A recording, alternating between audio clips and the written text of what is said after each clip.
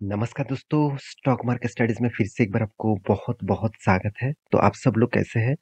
तो आज यहाँ पे मैं डिस्कशन करूँगा कुछ कंपनीज़ के बारे में, कुछ बहुत बड़ा अपडेट्स आया तीनों कंपनी में, जहाँ पे बहुत ज़्यादा हलचल देखने को मिला है। तो एक-एक करके चलो सब कंपनी के बारे में डिस्कस कर लेता हूँ। उससे पहले मैं रिक्वेस्ट करूँगा, चैनल को सब्सक्राइब नहीं किया तो ज़रूर कर लेना और साथ ही साथ बेल आइकन को भी हिट कर लेना, कंटिन्यूअसली इस तरीके से इन्फॉर्मेशन पाने के लिए। और रिक्वेस्ट करूँगा टेलीग्राम में जाकर ज़रूर जुड़िएगा, जहाँ पे आपको डेली बेसिस अपडेट मिलेगा स्टॉक मार्केट रिलेटेड। और साथ ही साथ बहुत सारा इंट्राडे स्विंग ट्रेडिंग का कॉल्स भी वहाँ पे प्रोवाइड किया जाता है, जो एज ए लर्निंग पर्पस में आप वॉच कर सकते हैं। जाकर अभी ज्वाइन करिए, नीचे लिंक अवेलेबल है। तो चलो एक एक करके पूरा डिटेल्स मैं यहाँ पे डिस्कस करता हूँ। सबसे पहले मैं जिस कंपनी के बारे में बात करूंगा उसका नाम है PNB housing finance limited.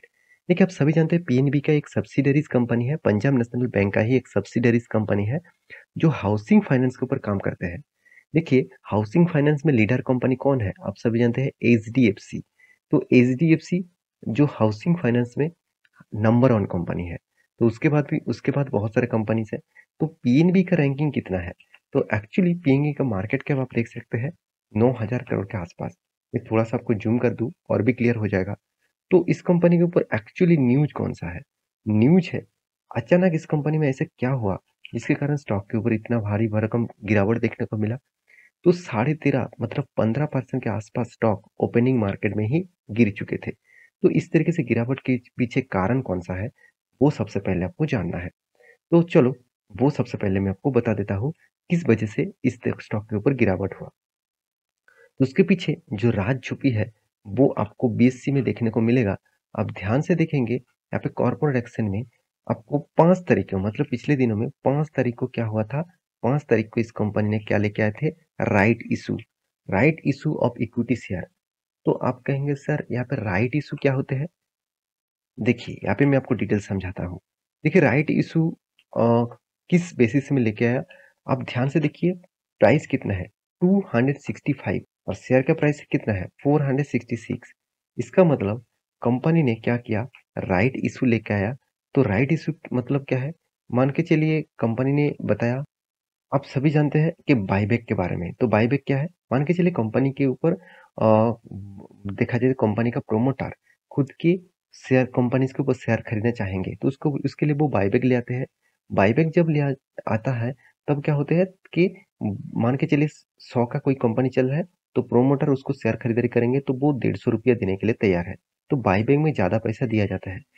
Same to same यहाँ पे राइट इशू में कंपनी के प्राइस जो है वो आपको नीचे देखने को मिलता है, मतलब प्राइस एडजस्टमेंट डाउन साइड में देखने को मिलता है। कि राइट इशू के माध्यम से कंपनी क्या करते हैं, मार्केट से वो शेयर को मतलब गिरवी रखकर पैसा उठाते हैं। तो राइट इशू एज ए देखा जाए तो मतलब बायबैक के तरीके से ही काम करते हैं। सिर्फ यहाँ पे शेयर का एडजस्टमेंट प्राइस आपको डाउन साइड में दिखेगा, क्योंकि देखिए राइट इशू 2954 मतलब 2954 मतलब यहाँ पे आपको इतने शेयर के बदले इतने शेयर आपको मिलेगा। तो मतलब जिसके पास इतने शेयर था उसके बदले इतने शेयर आपको मिलेगा। तो ये जो प्राइस एडजस्टमेंट है, तो प्राइस एडजस्टमेंट आपको दिखेगा, क्योंकि कंपनी ने तो इतने शेयर इशू किया राइट इशू के माध्यम से, जिसके कारण इतने शेयर आपको मिलेगा। तो जिसके पास 54 शेयर थे उसको 30 के पास पास शेयर एक्स्ट्रा मिल गया। तो इस हिसाब से तो प्राइस तो एडजस्टमेंट होगा। तो यही कारण है शेयर के प्राइस एडजस्टमेंट होने का। तो राइट इशू बहुत सारे लोगों को फायदा जरूर देते हैं, मगर एक्चुअली कुछ फायदा नहीं है। प्राइस एडजस्टमेंट हो गया तो फायदा कहाँ से मिलेगा? जैसे बहुत सारे लोग सोचते हैं कि सर बोनस मिला 1:1 का, तो 1:1 का तो बोनस मिल गया, मगर 100 का शेयर आपको 50 हो जाएगा। तो अल्टीमेटली अल्टीमेटली आपका लॉसेस ही है। आपको एक के बदले एक शेयर तो मिल गया, तो मतलब एक के बदले आपका शेयर दो हो गया। अल्टीमेटली दो के बदले आपका प्राइस कितना है? 50 हो गया। तो अल्टीमेटली 100 रुपये है ना। तो राइट इशू इसी तरीके से कुछ फॉर्मूला के हिसाब से काम करते हैं। तो राइट इशू के चलते स्टॉक के ऊपर प्रेशर देखने को मिला। तो मैं बार बार बोलता हूँ, Punjab national bank housing department को आप अगर आपके पोर्टफोलियो में रखना चाहते हैं तो कुछ संभल के काम करिएगा, क्योंकि कंपनी के टेन मुझे हमेशा डाउन टेन देखने को मिलता है। और कंपनी बहुत छोटा है, साथ ही साथ कंपनी के ऊपर कर्जा भी है। कंपनी के ऊपर कर्जा के होने के साथ साथ कंपनी का जो प्रॉफिट रेशियो है वो पॉजिटिवली है। फिर भी कंपनी ने आपको कुछ खास परफॉर्मेंस 5 साल में नहीं दिया। हाँ, 3 साल 1 साल में दिखेगा क्योंकि कोविड के टाइम से 3 सालों तक हर कोई कंपनी में 50, 60, 200, 500% का रिटर्न देखने को मिल जाएगा। अल्टीमेटली कंपनी में क्या दम है? बिल्कुल भी नहीं। सेल्स ग्रोथ लगातार नेगेटिव में है, प्रॉफिट ग्रोथ लगातार वीकनेस में है। तो ये सारे कारण आपको यही बता रहा है कि कंपनी में बहुत प्रेशर है और कंपनी में गिरावट का हालत क्या है वो आप देख सकते हैं। तो रही बात कंपनी की जो कर्जा है, वो कर्जा आप देखेंगे, ध्यान से देखना इस कर्जे को, तो कर्जा किस बेसिस में दिखाया जा रहा है? तो आप देखेंगे लॉन्ग टर्म कर्जा कंपनी का कितना है? 51,000 करोड़ के आसपास और शॉर्ट टर्म के लिए जो कर्जा था वो उसको पहले मिटा दिया। तो कंपनी ऑब्वियसली अ, अच्छा काम किया, शॉर्ट टर्म के कर्जा मिटा दिया, लॉन्ग टर्म के लिए रखा है, वो धीरे-धीरे करके मिटाएगा। तो आदर्श भी खर्चा है, मत सॉरी आदर्श भी बोरिंग है और लायबिलिटीज़ भी है। तो ये लायबिलिटीज़ और कर्जा मिलाकर टोटल 51,000 करोड़ के आसपास कंपनी का टोटल कर्जा बन चुके हैं और उस हिसाब से कंपनी का रिजर्व यहाँ पे ग्रोथ नहीं हो रहा है, धीरे धीरे करके ग्रोथ हो रहा है। तो ये कंपनी के लिए एक प्रेशर है। तो मैं जरूर कहूंगा इस तरीके से कंपनी के ऊपर आप निवेश करके लॉन्ग टर्म के लिए पोर्टफोलियो में रखना चाहते हैं तो एक बार स्टडी जरूर करिएगा क्योंकि जो company continuously down side trend में है तो उसके ऊपर मैं निवेश नहीं करता हूँ। इस इससे अच्छा है मैं इस सेक्टर में दिग्गज company HDFC, LIC housing finance इसके ऊपर फोकस रखूंगा। तो ये था फर्स्ट कंपनी का न्यूज़। सेकंड कंपनी का न्यूज़ कौन-सा है? इंडिया के दिग्गज कंपनी और इंडिया की एक लार्जेस्ट कंपनी है मतलब कंस्ट्रक्शन इंडस्ट्रीज में, उसका नाम है एल&टी। आप सभी जानते हैं लार्सन एंड टुब्रो के बारे में। तो लार्सन एंड टुब्रो जो है वो इंडिया की लीडिंग कंपनी क्यों है? क्योंकि इसका कंपनी का चार्ट पैटर्न आप लाइफ टाइम के देखें तो 12,000% तक रिटर्न कंपनी आपको दे चुके हैं। इस कंपनी के ऊपर पिछले दिनों में एक तेजी आपको शानदार देखने को मिला था और निफ्टी 50 का नंबर 1 कंपनी बन गए थे। तो क्यों बना था? उसके पीछे कारण भी है। चलो मैं कारण आपको दिखा देता हूँ। तो मैं दिग्गज वेबसाइट बिजनेस स्टैंडर्ड के ऊपर आ चुका हूँ। तो यहाँ पे पूरा के पूरा कारण दिया गया है। आप देख सकते हैं Larsen Toubro gains nearly 3% as hydrocarbon business wins mega contract. तो हाइड्रोकार्बन का जो बिजनेस है उसका मेगा कॉन्ट्रैक्ट मिला और वो भी कितना 7,000 करोड़ के आसपास। तो 7,000 करोड़ के आसपास प्रोजेक्ट मिला जिसके चलते स्टॉक में एक बूम आया और बहुत शानदार एक रैली देखने को मिला।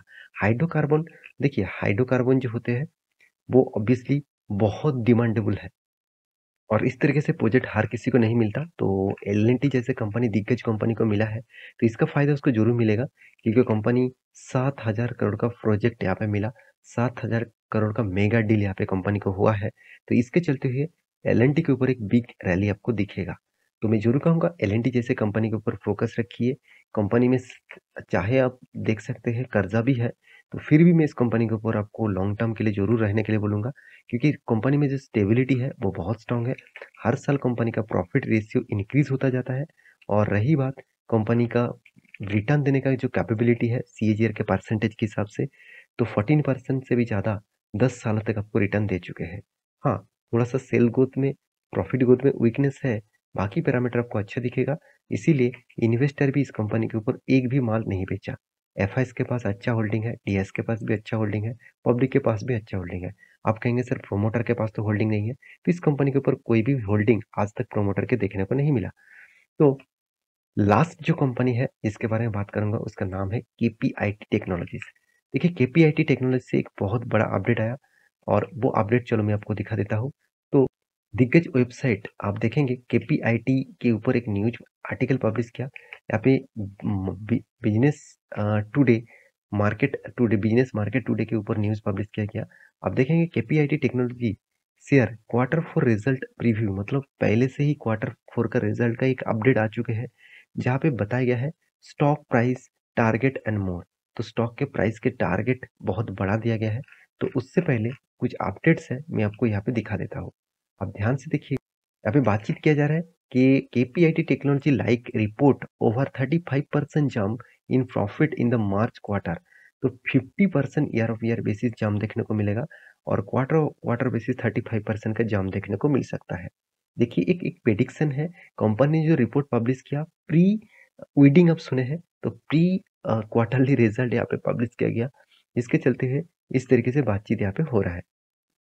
तो इस न्यूज के चलते हुए स्टॉक के ऊपर एक शानदार मोमेंटम भी देखने को मिला, कुछ दिनों से अच्छा खासा मोमेंटम भी देखने को मिला है। तो ऑब्वियसली एक बहुत बड़ा अपडेट है। जिसके चलते पहले से ही अगर आपको पता चले कि कंपनी 30%, 36% के आसपास जाम देखने को मिलेगा, around profit around around 107 crore के आसपास देखने को मिलेगा, तो शेयर में ऑब्वियसली एक मोमेंटम देखने को मिल सकता है। तो आप चार्ट पैटर्न देखेंगे इसका, तो चार्ट पैटर्न आपको अच्छा खासा एक रैली कुछ दिनों से देखने को मिल रहा है। तो मैं ज़रूर कहूँगा केपीआईटी जैसे कंपनीज़ के ऊपर फ़ोकस रखिए। इंडिया की एक लीडिंग कंपनी है और इस कंपनी मोनोपोली जैसा बिज़नेस भी करते हैं। तो एक टेक्नोलॉजी बेसिस कंपनी है। इसका जो काम है वो टेक्नोलॉजी के बहुत सारे अलग-अलग फ्यूचरिस्टिक प्रोजेक्ट के ऊपर है। तो इस कंपनी के ऊपर फ़ोकस रखिए और लॉन्ग जर्नी के लिए ज़रूर सोचिए। तो ये था कुछ कंपनीज़। तो मेरी वीडियो आपको कैसा लगा और आपके पास कौन-सा शेयर है? मुझे ज़रूर कमेंट करना। मिलते हैं नेक्स्ट वीडियो में, तब तक के लिए अच्छे से रहिए। अपने ख्याल रखिए। Bye bye.